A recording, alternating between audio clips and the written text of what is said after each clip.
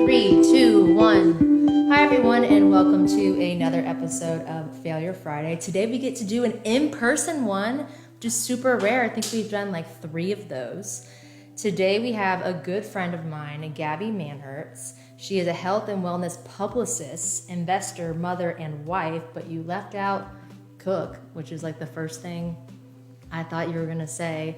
Like, she's real official, y'all. Like, it's like Instagram commercial type shit, and she left that, like, she posted it on her Instagram, so I'm surprised she didn't put that on here. But that introduction really doesn't do you any justice. She has been a pillar of love and light in my life in a really short amount of time. So why don't you tell us the most interesting thing about you, the most notable thing about you that has nothing to do with anyone else? I had to add that. I mean, you're starting the interview off with probably one of the hardest questions because You have to like something about yourself. the most notable thing about myself is that I don't look like what I've been through. Ooh. Did you think about that before you came here? No. But that's a genuine response because my background from outside looking in and like on paper looks very much like straight and narrow. But I've taken a lot of different turns and twists and I've kind of rebelled. Ooh. And we will get into that Failure Friday moment where I can kind of explain and expound on that. I'm so excited. Yes. What failure are you going to share with everyone today? One that brought you to your knees, but looking back was such a profound addition to becoming the more evolved version of Gabby. So, I think it's a little controversial because being a Black woman, I think me talking about this is me kind of taking the mask off and kind of relieving myself of imposter syndrome. Because, so a little background, I grew up in Seattle, Washington, Pacific Northwest, predominantly white, a very affluent neighborhood, and my dad played football. I was very surrounded around people of the same stature. I did not see much Black representation, unless if I went to go see family or when my dad took us to school, which was in the inner city. And why he did that was because he wanted to show perspective and to teach us that, like, this is a privilege, this is not normal. Pause. So he did that on purpose. Oh, this just goes into such a deep conversation that AJ and I have. When did he start that? He started it in elementary school. Wow, okay. And he wanted to do that and set the tone early because he knew that he can only but protect us so much and he can kind of control what goes on in the household. But he knows that when I go out in the real world, no one's really going to give a shit about me and protect my feelings and my emotions the way that my mom and my dad could, especially being Black and American. So I think it was his way of showing me that, like, 2 tales of America and what success looks like and the path to getting to success. And so knowing that information, basically we were in Seattle and I had friends. I, would hang out with them, but I really couldn't hang out with them really. Like, they could come over, but it was very much like, okay, they gotta go home. You can't sleep over anyone's house. Like, it was. That's why I asked that. Yeah, it was, I could not do a lot and I never really understood why until I got older. And so a lot of times I would find myself being the only Black kid on the playground and kind of asking those questions like, well, why does no one look like me? Like, why do I look very much different, until I would go see my cousins in Virginia on the East Coast, and then I would see more of diversity, right? So let's kind of take a step back. So growing up in Seattle, Washington, very predominant white, we moved to the East Coast. it was like, I remember it like it was yesterday, Kendall. Like, it was very like exciting, but like I was a kid, so I'm like, okay, this is cool, but I'm also leaving my friends. Well, why? Why did he move you so far? So he took on a job and owned an arena football team and wanted to move for a job and move closer to family. And so doing that, my brother is in middle school, I'm in elementary school, getting ready to go to middle, and my sister is like, she's like in pre-K. The ripe age to make that type of change. Middle school is so hard already. Right. So we make the jump to the East Coast, and baby, it was a culture shock. I bet. I mean, from the time we got there, it was like, you sound weird. It was just all the jokes, and I was just like really feeling it bad, you know? Well, did you go back into private school, or did he put you into? No. So just threw me right into public school. Oh shit. I mean, it was rough. I bet. It was rough. And then I did 1 year in private school because I think he saw that it was a lot, and then pulled me right out, and then I just kind of did public school. And I think it was good because it toughened me up. It also made me become more savvy. And I think it kind of gave me like a reality, like a real sense of reality of like, this is like the real world, you know? So all that, I kind of grew up, you know, very sheltered, protected. So I rebelled a lot of times, doing things that my parents told me not to do. So Mom, if you're watching this, I'm so sorry. I'm not gonna like, I did the same thing. Like open my closet of secrets on here, but you know, I did several things that they didn't instruct me, but I'm here today to kind of talk about that. So I'm in high school, and I didn't academically excel because I was boy crazy, sports crazy, just doing all How the old? things. What high school? Because there's like, if you're freshman, is a different person when you're like a junior, senior. So when I went into high school, I was like very focused, but I, kind of got like interested in boys. Yeah. And I got curious, and I just kind of did what high schoolers do, right? Yeah. And so, but a little part of me was like, we're getting close to graduation, and I'm like, everyone's like has signing day, and it's coming up, and I'm like, I don't really know what I want to do with like. But who does in high school? You'll be surprised. A lot of people do. A lot of people knew like what college they're during college. They knew all of that, and I had a dream college in my mind, but again, I just wasn't academically just like sharp. Like I was just trying to get by.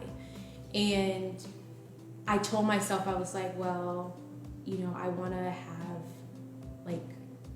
to go to college, but I know that like, I'm probably, the way that I'm like, my trajectory is probably going to be like bad. And What was your GPA?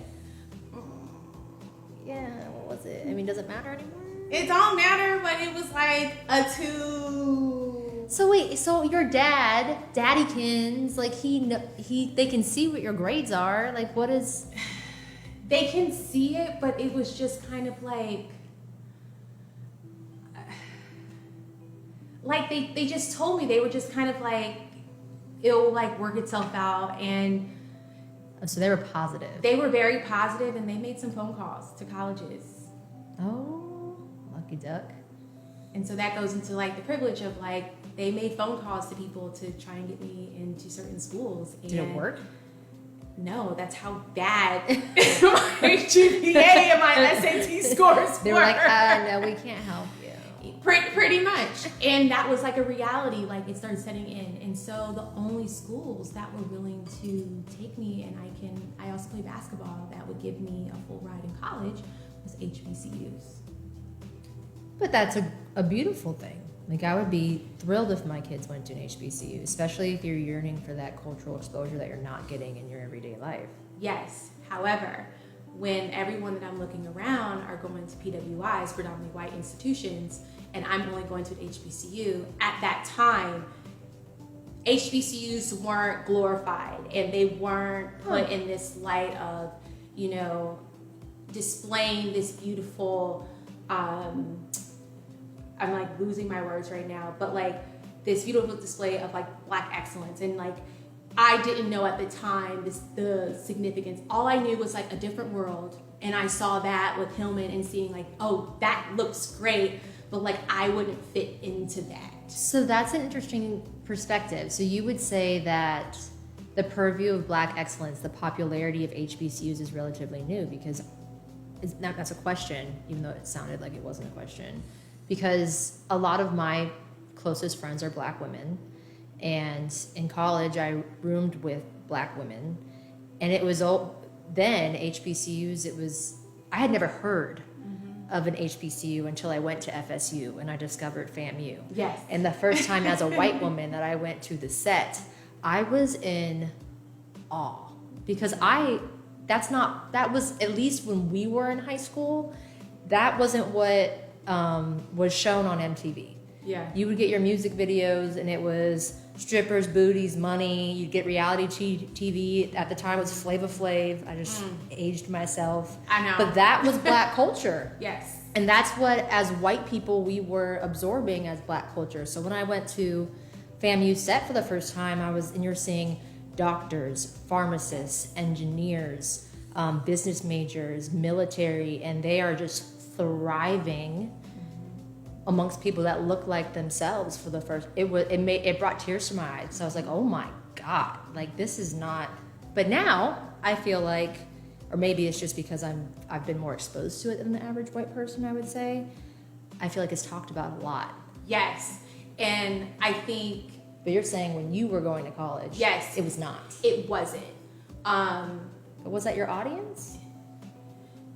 Yes and no, but like my friends were going to Penn State and ODU, and I mean, I'm trying to, like Syracuse, like they were going to all these big schools, and all that I could even get into was like a local college.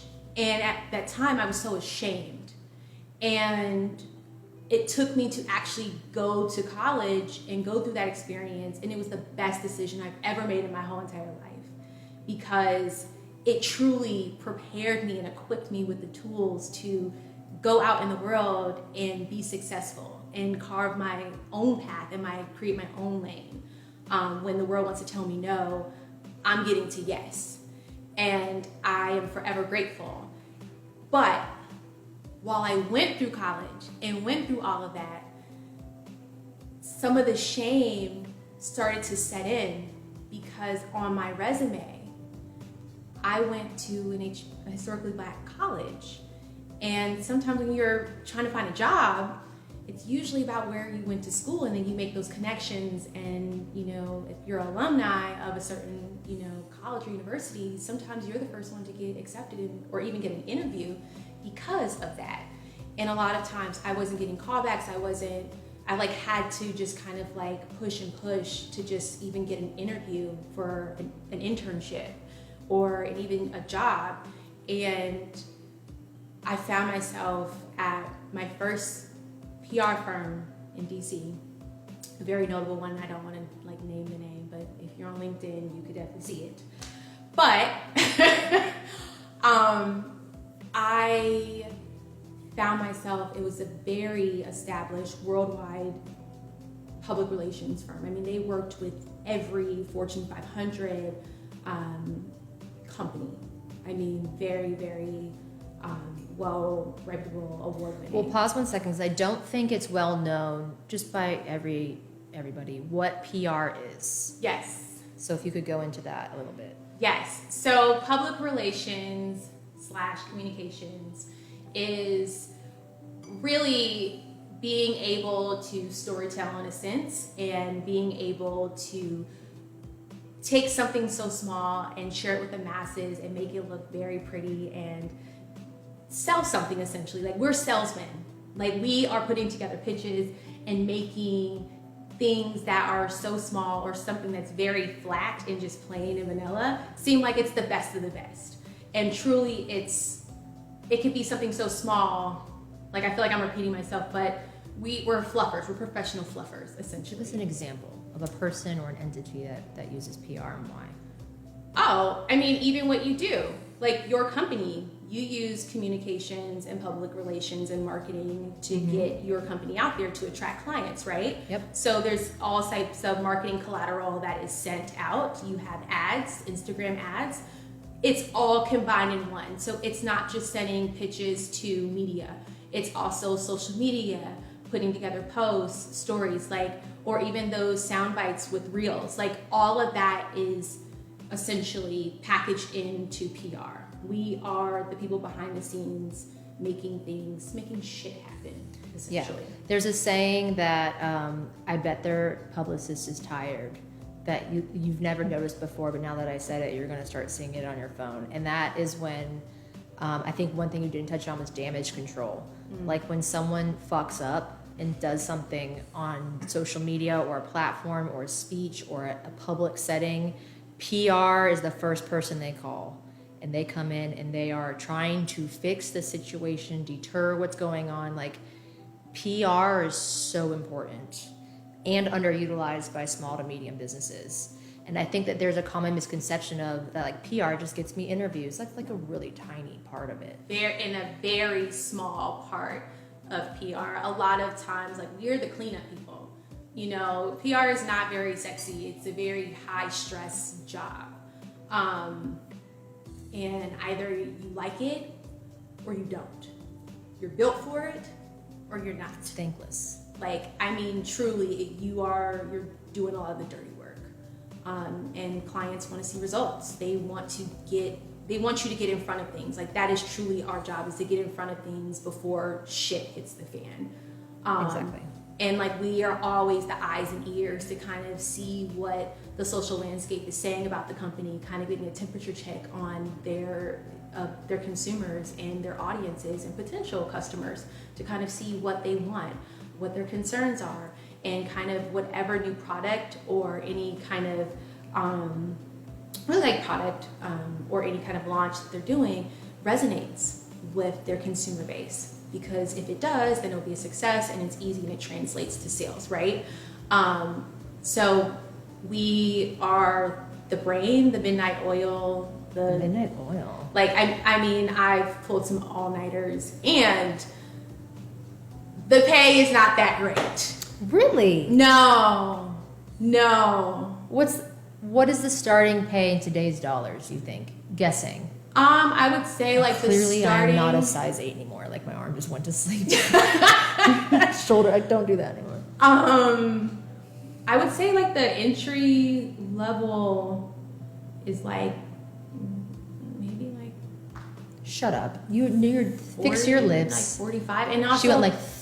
Yeah, 30. That's like after taxes, like entry level. 40. Yes, and also depending on if you're in LA, New York, okay, or you're in like North Carolina. Here, I feel like it's probably.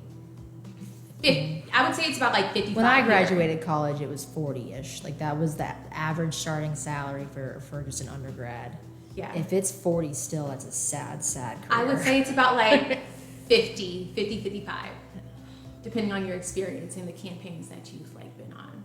When did you realize that did you fall into that? Is that what you wanted to do? Did you watch that Kerry Washington show and you were like, I'm gonna do that? No, I did not, because I did not want to get into law and all that. Like that is scandalous, like in itself, and it's messy, icky, not for me, right?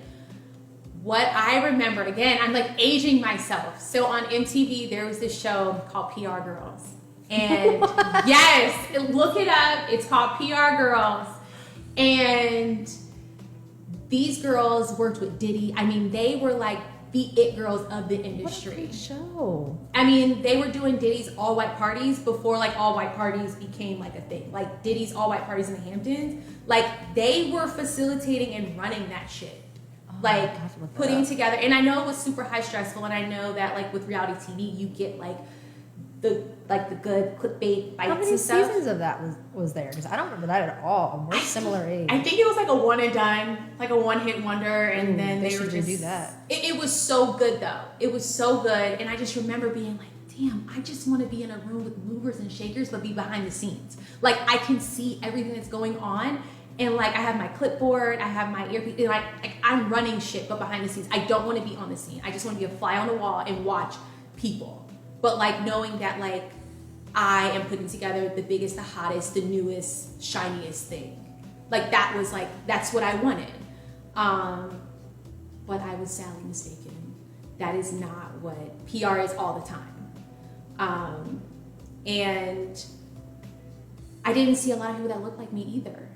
So that also kind of, there was like a struggle because either people that looked like me were the talent, and I wanted to like work with people. So sometimes in my professional development, my growth, the first time I had a black manager was at like 5 years post college. Wow. And she wasn't that like much like older than me, but like I could see something, right? When you see something, you're able to kind of be like, okay, if she can do it, I can do it. How important is that? Oh my gosh, extremely important. It's so important that like it's overlooked sometimes, and sometimes even forced. So as a white woman, it's hard for me to speak to that because there's so many more people to point to and be like, okay, that's my benchmark, and that's what I'm gonna model. But I've never thought how that would affect me if I didn't have those. And most of the time, those benchmarks for me are men and not women, because I've noticed that a lot of women in my industry, they're just a little bit too bitchy or a little bit too confrontational, and I don't want to be like that. So I usually pick men to model from. But I never thought, what if there was no white people? Like, how would that affect my goal setting?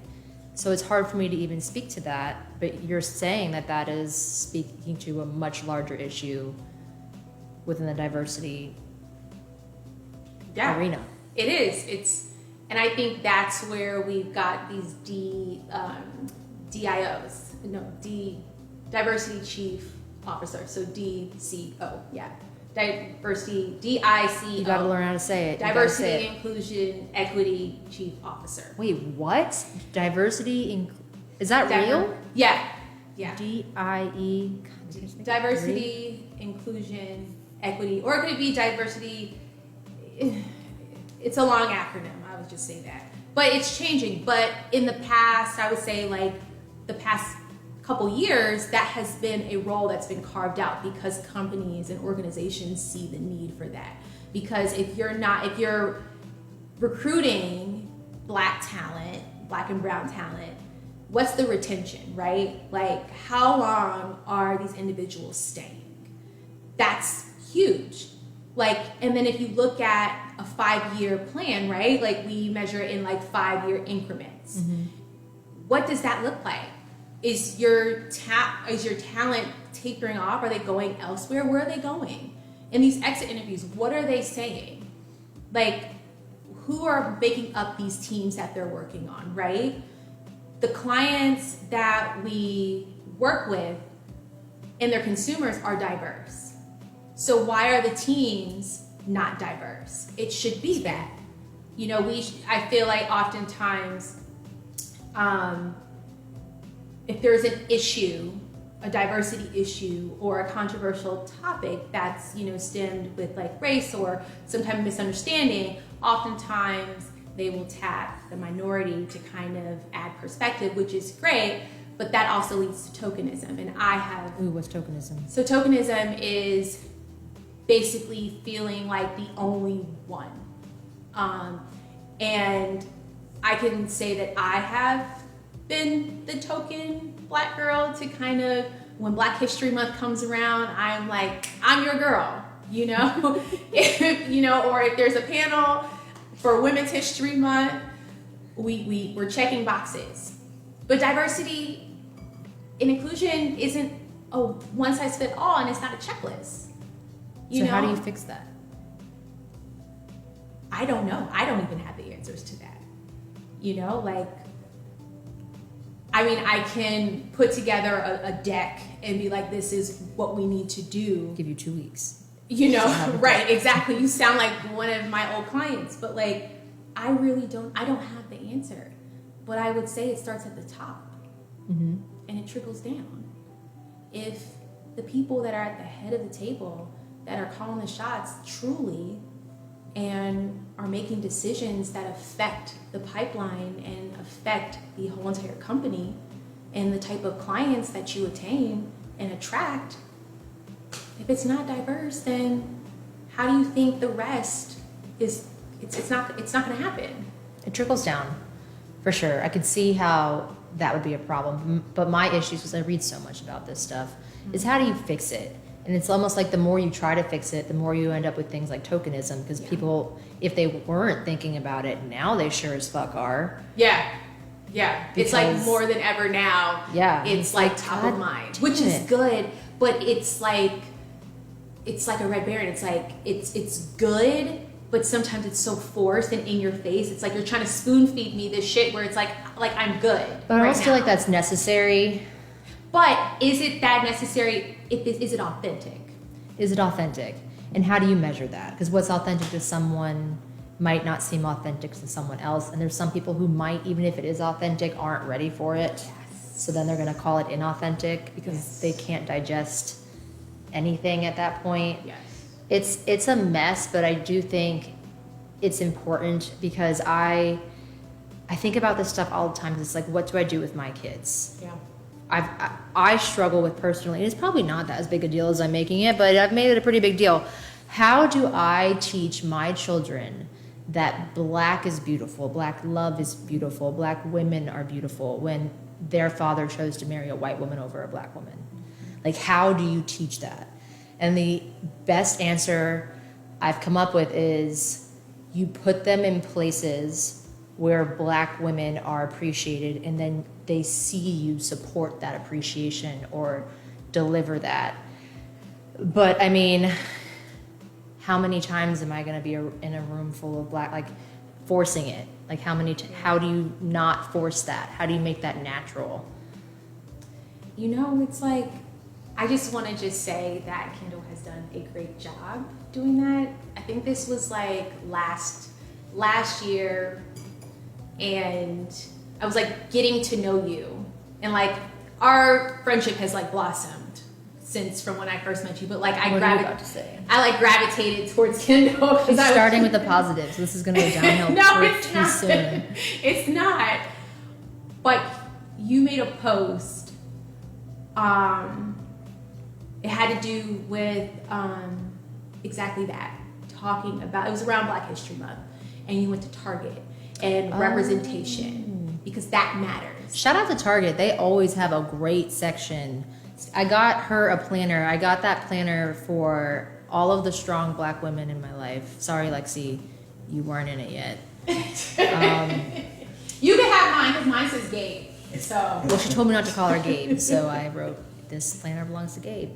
And I got them this planner, but they always have an amazing section of Black-owned businesses, Black-owned brands, even when it's not Black History Month, which I agree is important, because there's nothing more annoying than it's Black History Month, it's February, it's time to make everything about Black people. Yeah, and then it's uncomfortable when you walk in and it's like on full display. This is coming from a Black woman. I'm just like, sometimes I'm so excited and I see it, and trust me, I am definitely grabbing a mug. Oh, I bought every single planner. I only have like 6 Black women friends, but I bought like 10. There you go. You get one. You get one. Everyone gets one. But like sometimes it can be overwhelming. And so, but I think Target does do a good job. So Target, if you want to sponsor, I'll tag you. Yes. But you, to my point, is that you do a good job showing and articulating that to your kids, and I think what you said in that post, you said it today, is that Black is beautiful, Black is respected, Black women are loved. All of that language, messaging matters, and it resonated to me. And to take it a step further, I think that you're intentional about doing that with your daughter, and that is what matters. You sharing and reaffirming that in her. I think that is the most beautiful thing that you can do. I appreciate that. I will also say, and I love my husband. But I also talk a lot of shit. Who doesn't? It has to come from black men. It means a lot, like that. Thank you. That was really special coming from you, but it needs to come from black men, especially like tenfold from black men that choose to date outside of their race. If you have a daughter, especially a biracial daughter, black love, showing how to treat black women, showing that they are beautiful, they are special, they are wanted, has to come from the black male father figure in the relationship. Whether it's a dad, whether it's a grandpa, whether it's uncle, it has to come from them. It does. It does. I think that is important. I'm like at a loss for words because like that, you were the first white woman that is my friend that has like said that and articulated. Well, we all should be saying that's the thing. You know, and like again, like I'm not in like some my other friends like households and stuff like that, but for us to have like that candid moment just now for you to say that, and I know you mean that shit because you put it out there, and I know you like you're not gonna fake the funk, but like that is important. I think even the world that we're in today, I know, like I'm saying this with conviction, is that black women is the most mistreated, I agree, human on the face of this earth from the beginning of time. And it's hurtful, but I think that as black women, we are stepping into our own and championing each other and celebrating ourselves and one another. And this concept of like black women in luxury, like I'm all for it. Like I'm all for it because so black women luxury is being able to live a soft life. You know, it doesn't always have to, you know, I know you said all the strong black women in your life, but I don't always want to be strong. Like that's fair. I want to exist and I want to be soft. I want to be, black women are multifaceted. Like we can be passionate, we can be, you know. You can be soft and strong though. I mean, look at the vagina. Right. But most times, what do they associate black women with? Strong. And it's like, damn, I don't want to be strong. Like, can a bitch be like soft? Can I be emotional? Can I, without being outcasted or being reprimanded for my emotions, right? No, I agree because I always say strong black woman, but I think that is painted that way because black women they wear so much pain that you have to be strong in order to wear that every day. You do, but I think that's where now it's changing. It's changing where it's like we are really perpetuating and living and being intentional about not always being that strong person. Like we can be strong, we have to be strong, right? But we are trying to dismantle that idea that like that is the first thing that is like attached to, like I don't ever hear a strong white woman. No, well that's not our stereotype, is it, Gabby? Right, exactly. So we're trying to dismantle that idea. So at least you have a strong stereotype. I'm the doormat. That's why black men date me. No, because we're not going to talk down on ourselves because we are all. I've been a doormat. I'll wear that. I am a recovering doormat. I'm a plush carpet now. But I hear that. And that's rebranding, right? It is. It's the new rollout. I tell my husband Chris is that I'm always rebranding myself. Like you have to. Like I'm always on a new rollout. Like after having a baby, like listen. I totally rebranded myself. Listen, like that is a thing. By the way, what they don't tell you about lipo, side note, is that you get lipo, and then now that I ate 8 cookies earlier, but now I'm gaining weight in my arms. Because wherever you didn't get lipo, that's where that shit goes. Get the arm lipo, sis. Okay, go on, sorry. Get the arm lipo. Anyone who's gotten lipo is about to comment and be like, she's fucking right. But yeah, it's all about rebranding. And I think that's just happening as a whole with diversity inclusion. Like there is a whole new rollout. And it's evolving, right? Ever since the summer of 2020, there has been, well, I'm not saying there has, it's been more in the forefront. And there's been a lot of attention around it of like rebranding what, you know, this idea of black is associated struggle. Like we know that, right? Like we know what we came from, we understand our history. And without knowing that, you don't know where to go. And I think we are now at a place where we're trying to rebrand and stay true and hold on to that, you know, because that's near and dear and that's part of our history. But also, this is a launching pad to show more of a well-rounded, multifaceted I love that culture. Because I think holding on to pain is, for a lot of people, not all people, it's a crutch or it's an anchor that keeps, and the pain's real. Like I definitely believe in generational trauma, but it, for the right people, it will hold you down and prevent you if you don't know how to cope with it and process it. So I think that rebranding and launching, just for not just with black people, it's work, it's mental health, so I do think that even compared to when you were going to college and you were struggling and getting into college, and how I never even thought about how the perception of HBCU, because you're right, it is celebrated if you get into HBCU, and it wasn't then, which I never thought about. I didn't even know what it was. As soon as Beyonce, you know, did Homecoming, that's what it was like Adidas got behind it. I mean, was that the moment? Was that the moment?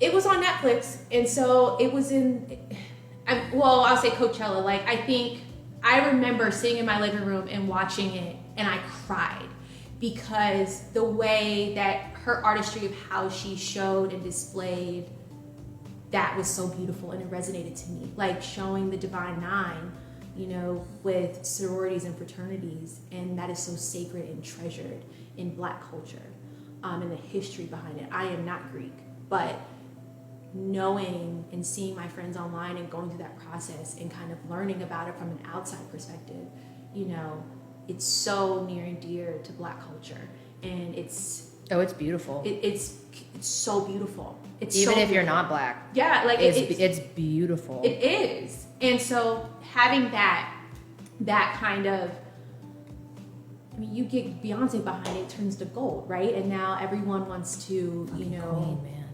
Right. But I'm happy she did that. But for me, it wasn't always like that. And then going in places, and we're all talking about like, oh, like, where'd you go to school? And I'm like terrified. I'm like, I went to a small school in Virginia. And then everyone's like, huh? Like, what's going on? I was like, I went to an HBCU. And they're like, well, what is that? Really? Yes. And I have to explain, I'm like, it's a historically Black college. And then as soon as like the buzzword like Black college, it's like, well, it gets a little sometimes in certain crowds and in it's like a shame that they didn't know what that was. Yeah. It's like embarrassed, like, oh, I don't know anything about this. I don't want to misspeak. And there's this fear. Right. And then I have to go on the tangent of like educating, you know, and sometimes that gets a little daunting and exhausting. But there was a lot of shame. So once the whole movement and you started seeing, you know, Black colleges being celebrated and being talked about, and it made me not feel so bad. Like like I was so proud to say that I am a graduate of HBCU, you know, and putting that like in my Twitter bio and putting that in my Instagram bio, and really proud of that, and really invested in all the things that are happening, you know, within HBCUs and colleges, universities of that stature. Had you done better in high school, would you still have gone to an HBCU, you think? I don't know. I probably would have went. Did your parents have an opinion? Did anyone say, this is why you should go to an HBCU? No. Because they're not new. No, and I have They've been family around members centuries that went to, but you know, you have parents that went to UCLA, you know, it's a little hard. It's kind of like, and my sister's getting letters from in high school, middle school for playing sports because she was like badass in softball, and my brother's getting offers from D1 schools, and I'm settling at an HBCU. I feel like at that time I felt ashamed. I felt like That's fair. You know, like I felt like, dang, like why can I not go to some of those prestigious schools? But historically black colleges are just as prestigious. Well, I think that how do I say this? When I went to college, I majored in two things that I already knew very well. It was kind of like a Spanish person majoring in Spanish. Like I kind of cheated, so I barely went to school. But wait, what? So I grew up, I was very into finance and economics, so I majored in finance and economics, and I think I went to class like half the time. Like I really was not. I was drunk most of my college undergrad career. Who wasn't? I certainly was. But I made it out with like a 3.8. But that was just because I would show up on test day and be like, it's elementary bullshit. But I learned so much more about my boundaries, how far I could bend and not break. I learned it was more social stuff, maturity stuff, growing stuff.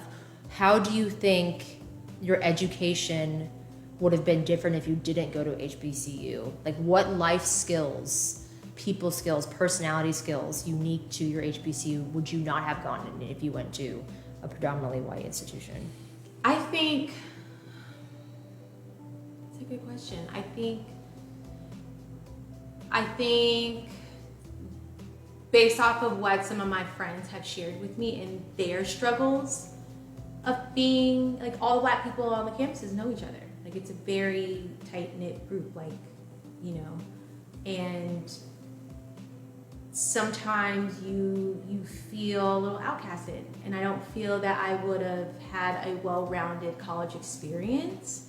I don't think that I would have been able to have the grit that I have now when I'm being declined certain things and being innovative and being savvy and being creative.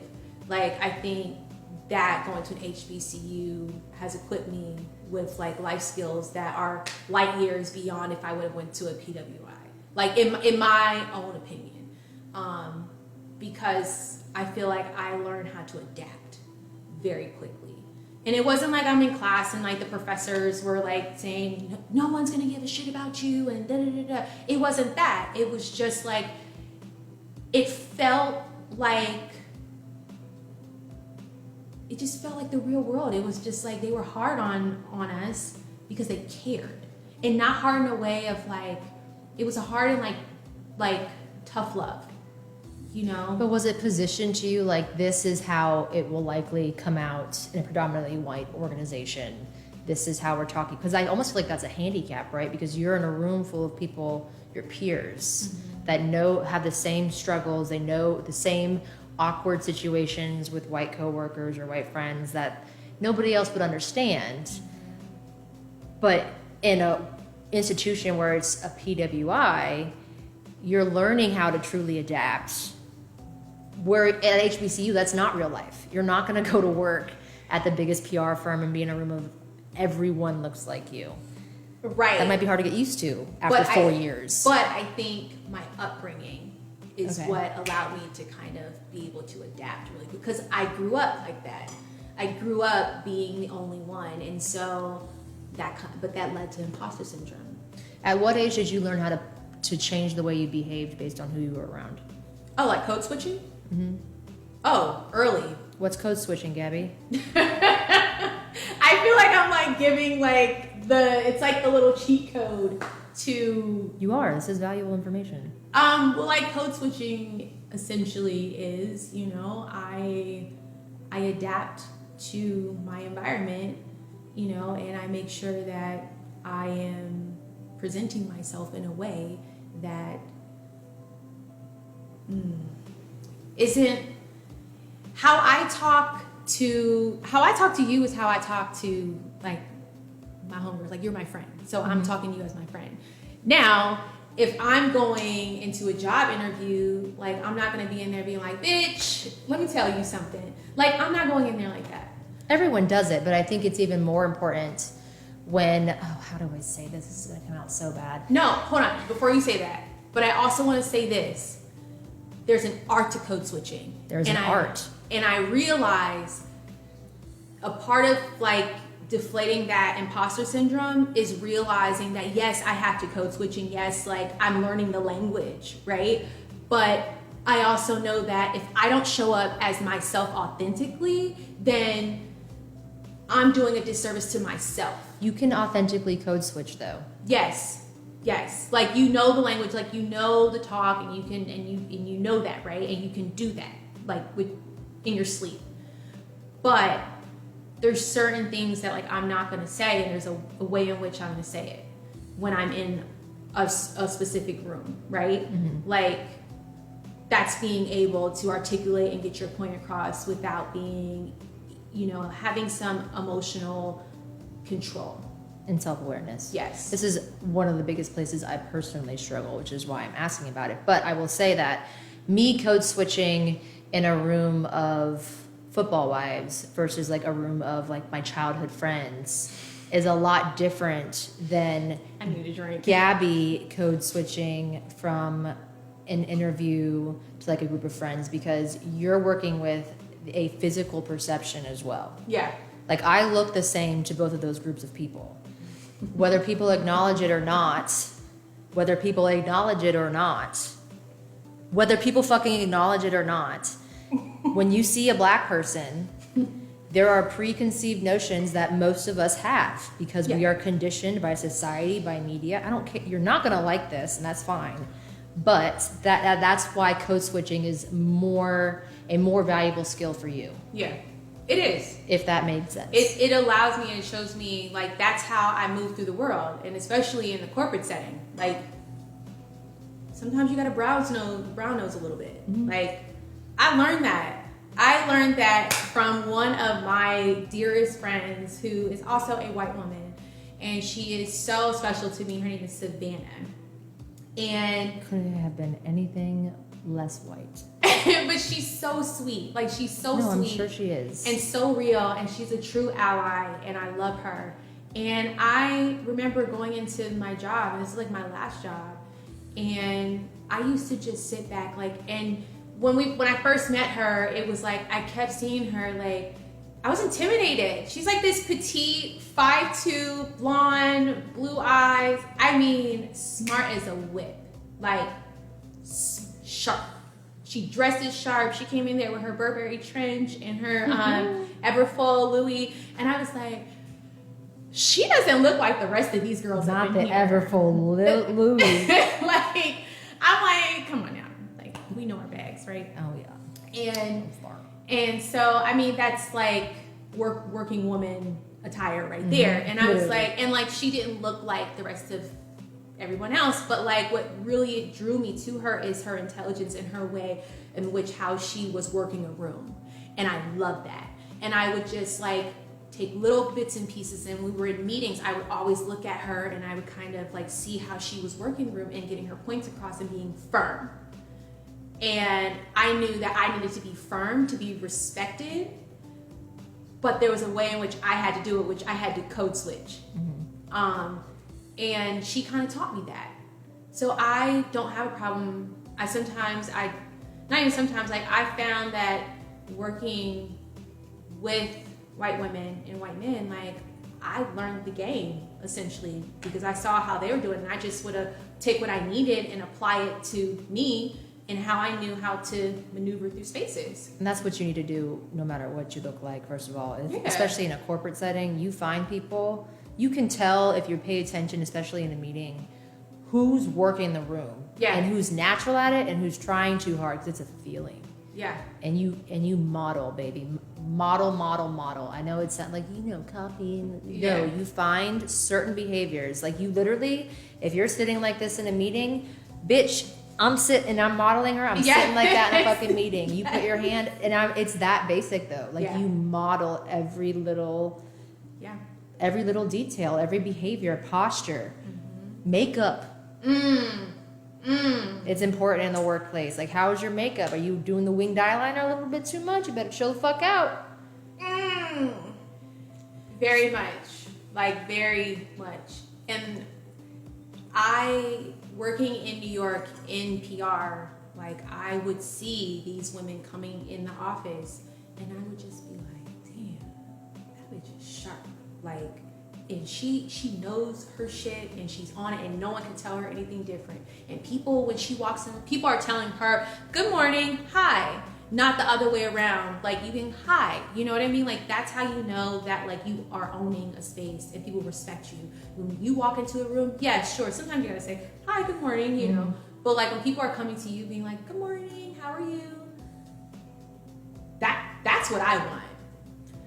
So then let's take a step back. Let's take a step forward. So we have our failure where you go to the HBCU, turns out to be a blessing because you have all these valuable skills that come from it. Now you're in your dream job. How far after are we in our dream job after college? It took 4 years. So when was the next trough? Oh, girl. Well, first of all, truck. Oh. Truck. That's why I love you. That's always like, I need to stop moving my shoulders. Like, I really can't. This is hard. Now you have me looking at. Now you have me looking at this sleeve. Did you unbutton it? A little bit. Okay. Can you make it better? A little bit. It's this part. It's like I keep wanting to go like, but that's not working. Moving on. So the next trough. The next trough was, I'm in my dream job. I'm in New York. I'm thriving, living in Harlem, living my best life. I was also dating my now husband at the time. We were long distance. And long distance sucks. We were long distance our whole entire relationship. And that just makes it harder when you actually live together. But they don't want to have that conversation. We'll save that for another podcast. But yeah, like I'm doing all the things, and so then I'm conflicted, right? I'm like, I love what I'm doing. I'm hanging out in the city, like I'm doing all the things. Like I'm living my Sex in the City, like except with a boyfriend, you know, and like respecting that, but like going out and having the best time. Like shit is clicking. Like I look good. I'm feeling good. I hated my roommates. I said the F-bomb. Sorry, I've said it like 6 times. So I'm very comfortable at this point. It's not getting edited out, so don't come back. It's the Morgan Chardonnay. Not sponsored. But I was feeling so good, but in the back of my mind, I'm like, okay, girl, you gotta figure out this love life and what this legacy looks like. And what I mean legacy is like kids, marriage. How old are you? I was at that time. Girl, now you know I'm gonna be talking about my age. Okay, you're gonna talk about it. Not on camera. No, how old was I? I was 27. Okay, so when you start to get that, oh, what am I gonna pull this shit together and write the narrative? I started to get a little concerned because I was like, I like this guy, I was digging him, and the vibes were immaculate while we were long distance. And I would come to Charlotte and see him play, and I'm back in New York, you know, and like I like that. But I started getting a little weary because I'm like, this isn't sustainable. And then all my friends started getting boos. And I'm the only one up there without a boo nearby. Yeah. And all my guy friends are like, he's cheating on you. And I'm like, I'm not trying to hear that. Like, he loves me. And so then I like called him up one day, and I was just like, all right, what are we doing? And he was like, well, I'm not gonna get engaged with you unless you move down here. This is verbatim what happened here. And in my mind, I was like, what do you mean? Like, I'm not about that. Like, no, I'm standing my ground. I am not moving because I don't want shit to hit the fan and it doesn't work out because I have time invested. Mm-hmm. Like, I have air miles invested in this. Like, I have my heart invested in this, right? Like, holidays, you meeting my family, like, there's obviously something had to, like, he can't come there, so. Right. So I knew in my mind, I was like, all right, either I'm going to chase my Paris, which is chasing this career in PR in New York, which was my Paris, essentially, or follow love. And knowing that I'm going to have to probably adjust. This is about to get dark, because how is this a failure? No, it's not a failure, but it did feel like a failure. It did feel like a failure because I left that and I wanted that so bad. How fucking scary was that? She was scared. How scary was that? But like, I will never forget the day that I was, so like yes. I had a similar thing. I was working out of the executive or the home office of Raymond James in St. Pete, and I got a job offer in New York. And it's like my dream Wall Street, like I get to go there. It wasn't like a ton of money, but it was like, that's the sounding board. Yes. Like it's that position, then it's that, and then yes. that. So that was like, your Paris. I was like, okay, I'm on my way. I'm 22. Yes. And I'm like, this is it. I'm about to be a young bitch in New York. Yes. On Wall Street. And then I'm dating AJ, and you know he can't. Our men can't leave. They have the perfect excuse. They play football. Yeah. So I remember like in my notes, I was typing out like what I was gonna say because I was like, all right, like it's time to make a choice, and it's my choice, but you know. He has to like be willing to invite me down to live with him. Yes. Like he has to, like you want, I had to figure out how to be like, all right, I have this job offer. Yeah. I'm like, I'm going to be sad if you say you're not ready to move forward. But I mean, I have this to get over it real quick. Yeah. And then, or you say yes. And now I have to decide to throw away this whole other life that could be what I'm destined to have. And I cried. I wrote it out. It took me about 3 hours to write it out. And I wrote this long paragraph and I ended up sending like 10 words like, hey. What did he say? It was just like, hey, I got a job offer, but I do love you. So I can move in with you or I can go to New York. But can I move in with you? So there was an ultimatum. It was an ultimatum. And this motherfucker, he texts me back, he goes, yeah, sure.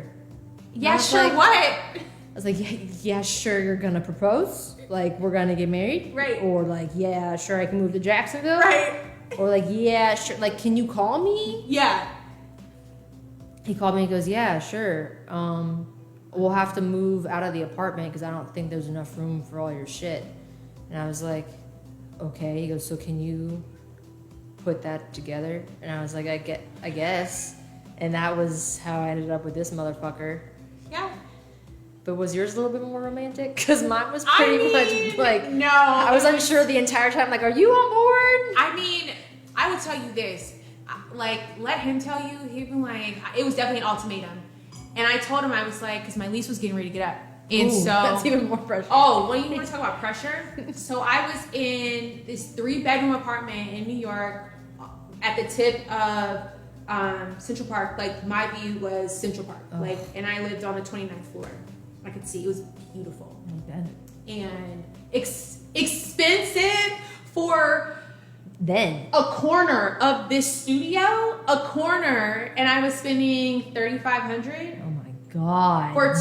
For one, yeah, and they kept increasing the rent. So I was like, this is like my perfect time to get out.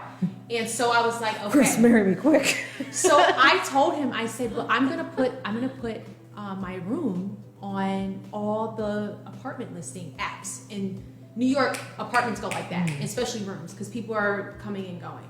So I took the best pictures, did it all on my phone, Visco, because I brightened the room, got the best views, and I even included my bed, my dresser, everything. I said, everything has to go. It will come.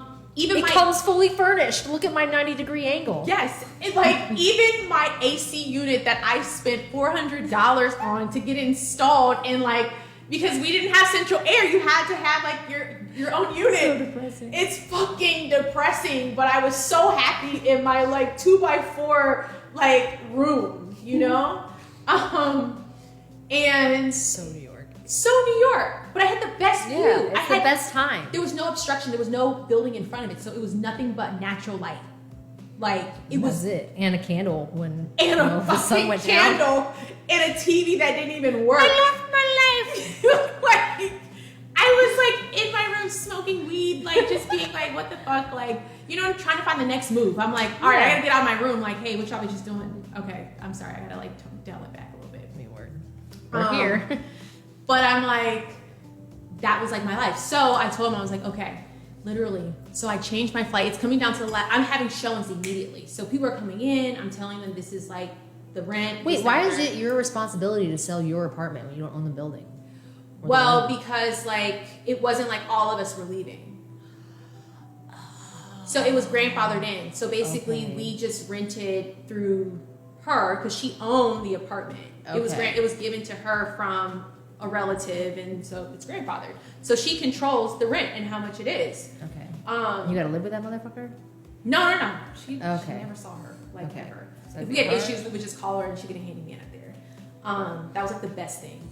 But other than that, so I was finally getting someone.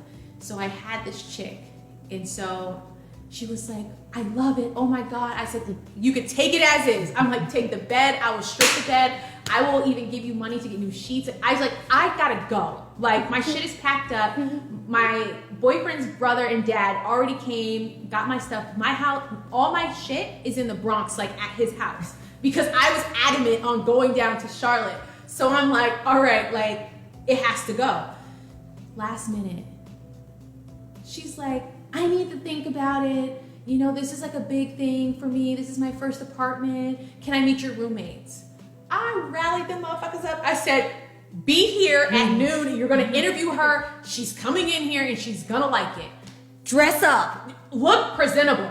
You know, I had fucking Fabio in here. He used to walk around like such an asshole. He was Greek. He was very easy on my eyes. But he like always walked around with like his shirt off and a fucking towel and like it's like hair. His crawfish penis sticking out halfway. It was very weird. I used to tell Chris all the time. I was like, what the fuck? I'm like, and then he would have crazy sex all the time. And like it's paper thin, so I would always hear it. So I would like sleep with my noise canceling headphones. Oh my God. It was just so bad. And then the other girl, she was a professional nanny, so she was never there. That's nice. Yeah, she used to nanny for the CEO. Oh. And give all the tea. I bet. Can we edit that part out? Maybe Weston? Okay. Because yeah, I don't know if he's still the CEO. I doubt it. Okay. But I'm like, wait. That'd be a really long tenure, but. Yeah. And so, boom. The next day, she came in. She was like, I'll take it. Signed the lease. I got on my one-way ticket, made it to Charlotte, and I never looked back. Got to Charlotte. But what did he say? Like, where did you text him? Oh, it was kind of like an ultimatum. I was like, I'm moving down here. Like, that's what I'm doing. Like, to live with you and start a life. And he was like, okay. I think he was very unsure. And then once we got in there, it was like very weird. And then I was like, well, we need to move out of this apartment and we need to get into a new space because like, this is your territory, right? Like, it's not an even playing field. I'm in your... That didn't happen. And then we were going through like the whole engagement thing. And then my dad sent me an email. Oh my gosh, you told me this. It was like, well, funniest thing ever. Good evening, Gabby. I'm like so corporate. That's his thing. My dad sends emails. He doesn't like texting. He'll call, but sometimes I don't want to hear. Even though an email is a text, really. Exactly. It's like a long form text. And so he's like, good evening, Gabby. I hope you're enjoying your Valentine's Day. Well, it's been 2 years now, and I hope Chris isn't playing you because he hasn't proposed to you, so he's probably playing you. I'm like, what the fuck? And I see that, and I just close the email. Did you CC Chris or something? Yes. CC'd her not her boyfriend.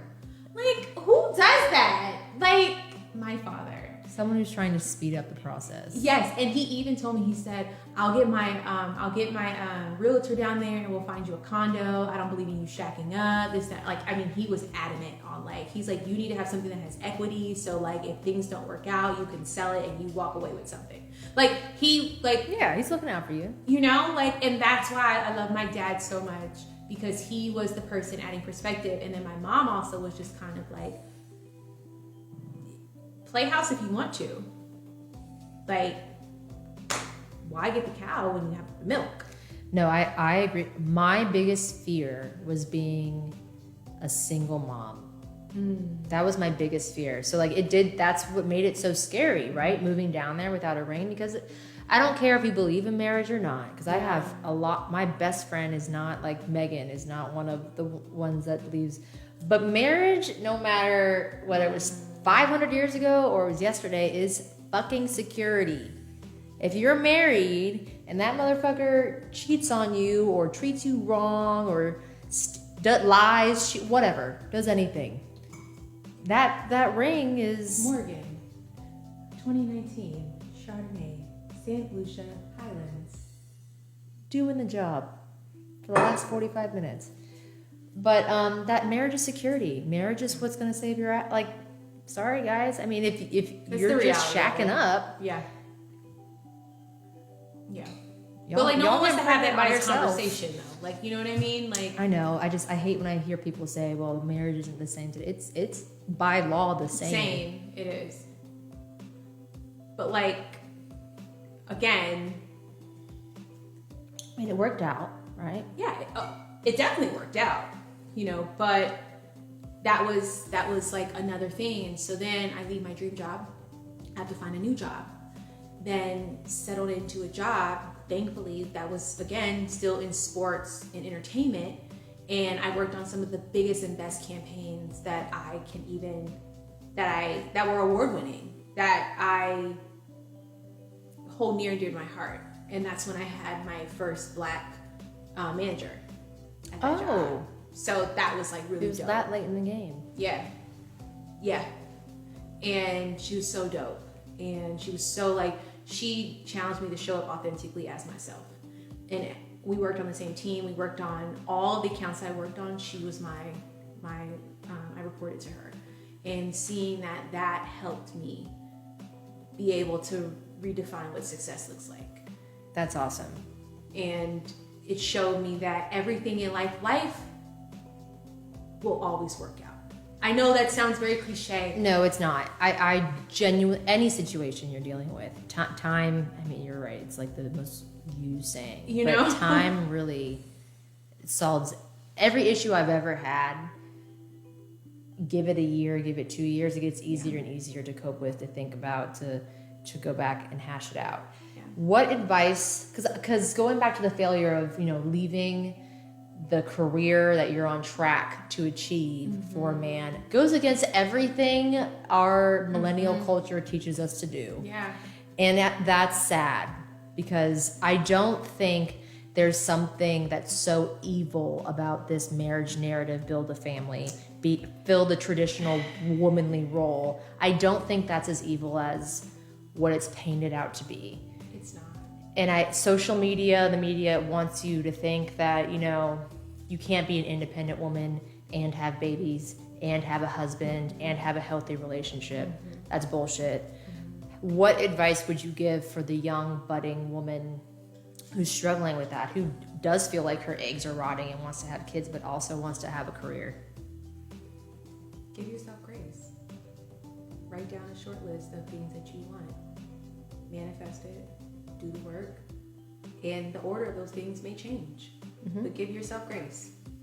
And understand that life will work itself out.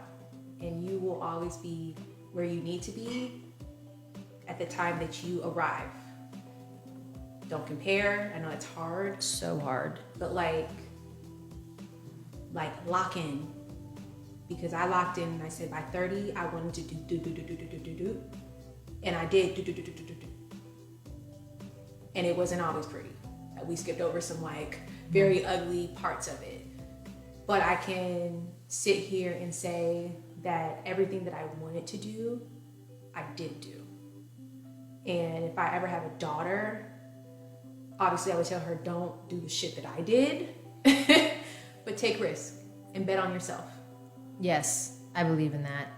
I will give my daughter probably a lot more room to fuck up than my husband's comfortable with, because my parents were very strict with me and it made me rebel. So I fell on my face a lot.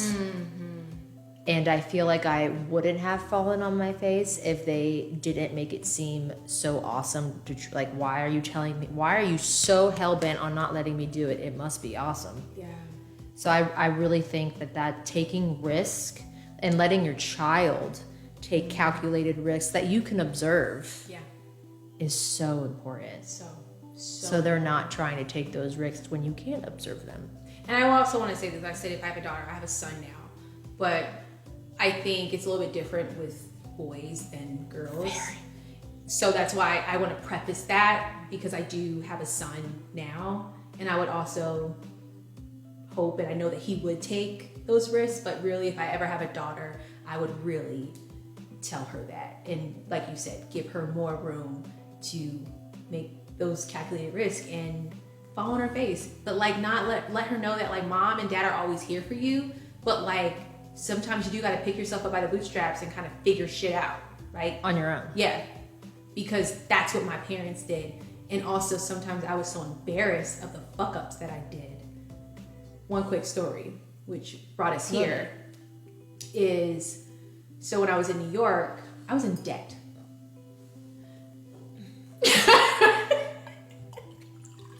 I was in debt. And Chris told me to, oh shit, yeah, I can say names, whatever. I mean, he's my husband, whatever. We've said Chris several times. Okay. So he told me he's very big on financial literacy and, you know, planning. And he told me, he was like, you need to attack your debt. And I think this for him, it was part of him getting me in a place so that by the time That's that awesome. we did get married and get engaged, the financial piece, I didn't have any student loans. My struggle was that I blew a bag after college and racked up some crazy ass debt going on to Miami and like buying fucking tables, like Living your best life. living my best life.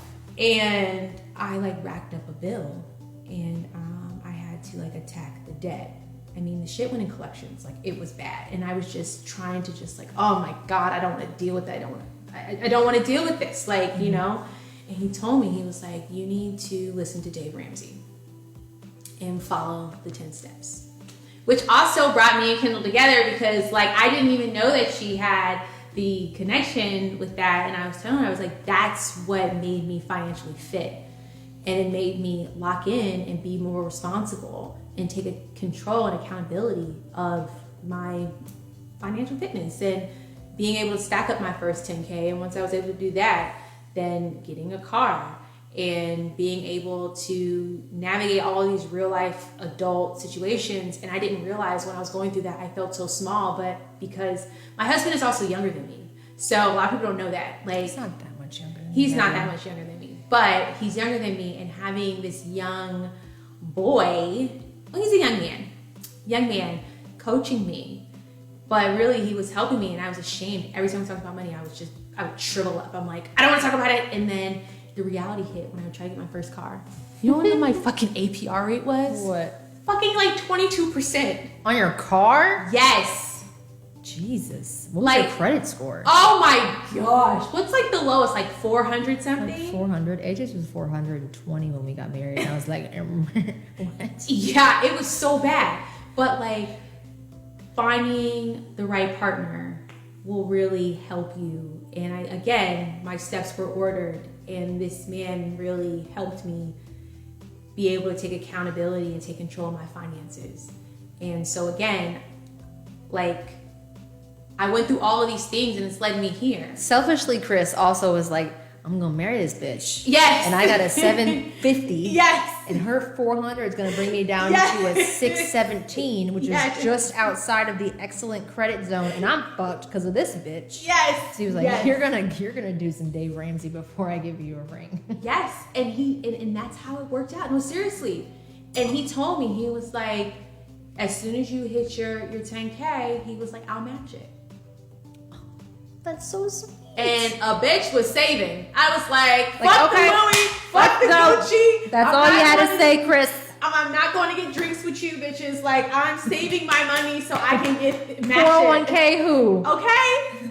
I mean, we're maxing out our IRAs. Like, we are funding everything completely. But it You took, got a dollar for dollar match. you know, like, it took that discipline, and it took me being just like focused and giving myself grace and being like vulnerable. So, you know, like, That's awesome. It was rough, but like, I'm here to tell you the story and not be ashamed of it, like ashamed of my failures that I've had. No, I think that's a beautiful full circle story. So to recap, what advice you would give to a woman going through that difficult mid to late 20s, very natural thought process of, I'm rotting inside.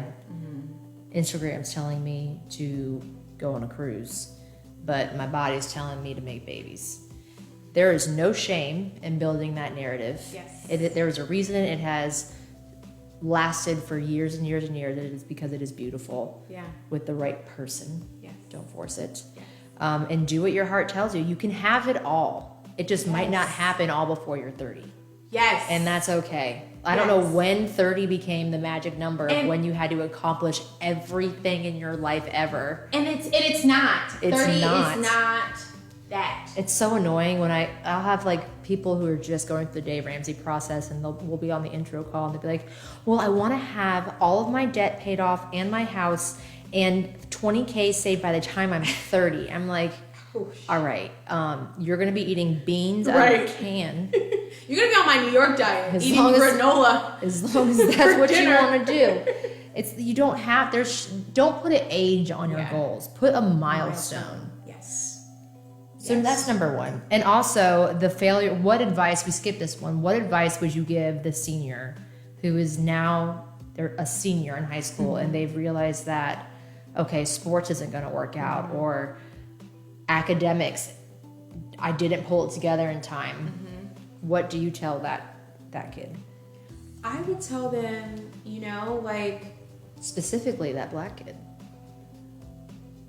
well, today's, you don't really need a degree. You need experience, and you need to find a skill and hone in on that skill. Unless if it's something that you want to do where you are having, like, it's a liability, like you're managing people's money, or you're taking, like, their health is in your hands. Obviously, you need to go to college, right? And you got to figure out what that looks like. If that's going to junior college or community college and getting your GPA up, taking prerequisites, and then going into school and knowing that your timeline's going to look a little bit different. That doesn't matter. Right. But if it's not, find something you're good at. Like, the internet is so big, and I think that's the beauty of social media now, is like, you find something that you're good at and dope, and you got your own lane, market that shit. That, and don't be afraid. There's so many, and I get it's because like you're too cool to ask for help, bro. Yeah. But look and ask your mom, ask your dad, ask your uncle, hey, I'm good at drawing. Do you know anyone that works at a tattoo shop? Yes. Do you know anyone that works for a newspaper? Start within your network. Yes. And on that note of networking, network lateral, not vertical always. Ooh, what does that mean? So when you're networking lateral, is that you are asking people that are like your friend, someone that you went to college, to high school with, that may be at Penn State. Like, those are your peers. Those people know different people because they're in different areas. They're in, you know, but like, those people also have connections too that can also lead to something greater. You don't always have to go and on LinkedIn and find the managing director or something like that. Start with your friend, build with your friend. Don't be afraid. I know everyone's like, you don't want to do business with your friend. Yeah, like, also you have to think about that too. Like, weigh out the risk, right? There's always a risk. But when you build with like-minded people, I will say this, some of the most successful people bring along some of their friends. And they may eventually go off and do their own things. I believe in that. And not even just friends. If you find someone like our nanny, for example, she's the best. Love our nanny. Like, she could, even when she fucks up, the way she handles her fuck ups make me love her more. Yeah. Like, I will literally try to employ her the rest of my life. Like, I'm starting a new office. I steal her for you. No.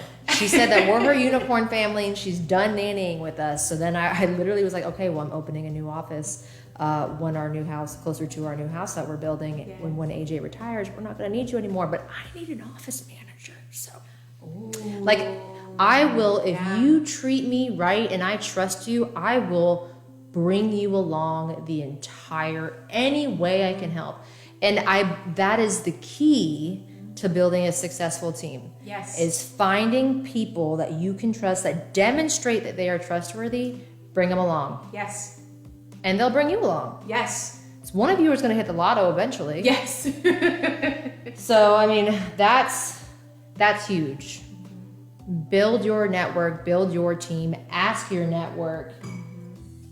And you can't go wrong. Start young. Like, I think we're at the intern season right now, and I'm getting all these emails of, hey, do you know someone that needs an intern? I have like 6 people, and that's beautiful. And I've sent out their contact information to about 30 different people every single day.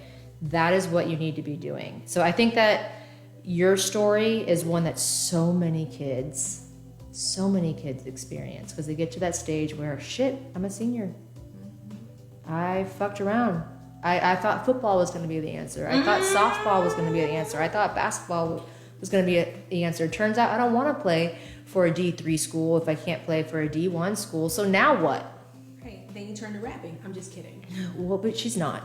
And it might work, but it might not. Shit. You never know. Reality TV is the new wave. It's the old wave. Like, what? I know. Something. Now it's like TikTok. I mean, I honestly, like, I would say off the record, but like, this is obviously on the record. Everything's on the record. I mean, damn, I missed the wave of TikTok. I could have definitely been It was Vine. Vine was the talk tick. Like, the talk tick. Yes. AJ, my husband was Vine famous, let him tell you. Wait. Yeah, he was Vine. He had like thousands and thousands. He like had a personality back then or something. Yeah. But Vine, if you remember Vine, that shit was lit. Yeah, Vine was definitely. There's so many famous people now from Vine. Yeah, they are. But yeah, I think that's beautiful. Describe your authentic self in 3 words. Well, you use one of my words, authentic. Okay, well, now you gotta find another one. Transparent.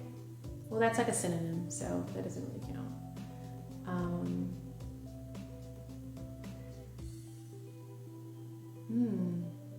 It's like all these adjectives are like coming in. Realistic. I like that. Accountable. And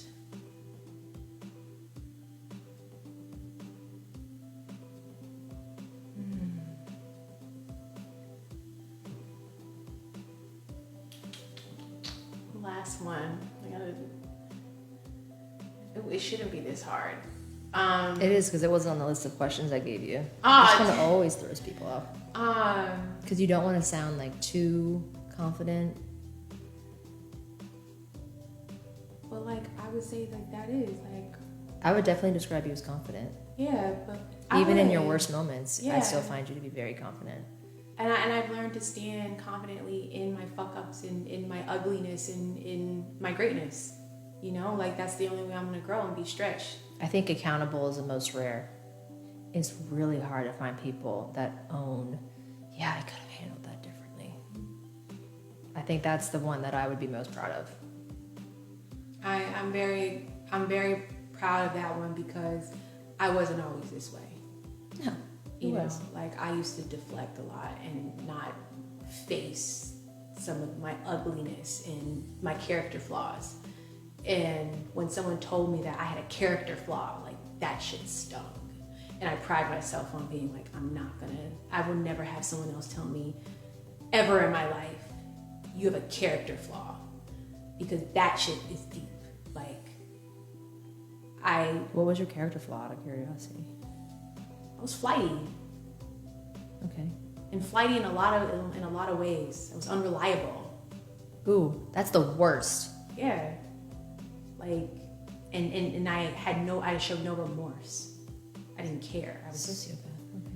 Yeah, I didn't care. I operated on my own time, and yeah, you do, but like, you respect people, and I didn't have respect for people. I operated in a very way of being like, if you're not on my wave, like, sorry, like, and I was very dismissive.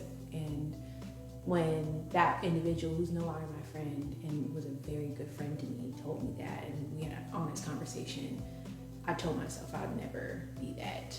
And like, that stuck with me. And she had my back through some ugly moments when like girls were trying to jump me. And when she told me that, I got my shit together. I love that. I love that that was a wake-up call for you. I like to think if someone had an honest conversation with me about that, I would have the same reaction. I think that's where the best growth comes from, right? Because it's impossible for us to fully see how other people see us. It's not your human nature. So to have someone real enough to be like, this is what I don't like about you, and then for you to change it, like that's. I mean, when someone tells you about a character flaw, I mean, I feel like that, you're always going to have some level of character flaw. The difference is, are you aware of it? and I wasn't, because I was operating right. and losing friends and not really wondering like why. Looking around being like, damn, it's a little cold. Like, I ain't got nobody up here. Like, you know, like, who could I call? And I don't have tons and tons of friends. I feel like you do though. I don't. I have a solid circle, and I celebrate my friends, and I'm big on that. Like, I love that. Like, you don't need a lot of friends in this life. You need reliable people that celebrate you and love you and will hold you accountable and let you call you out on your bull. And that's what I want for myself. And I hope that I attract those people in my life, because I don't want to be that old Gabby. I don't want to go back to that. Like, I'm in a good place right now. The vibrations are good. They are. I feel them. I appreciate you. I appreciate you. How can people reach out to you? The best way. Instagram. Not texting, because the notifications are always off. Always off. Always on D&D. Instagram. Gabrielle, Gabrie, 2 L's and an E. Not Gabe. Not Gabe. Manhertz. Manhertz. Very simple. And my DMs are open for quality conversations and follow-up questions from this. Not weirdos. Yeah. Thank you so much. I love you. Thank you so much for having me. I love you too. The love runs deep, Kendall. Deep. You my girl. Thank you. And this is another episode of Failure Friday. We will make sure to tag Gabby. I would like to also tag this wine because it is amazing. This wine is like, really I've pretty. never refilled my cup during a show, and I think I did it at least twice. Yeah. Can't do that movement.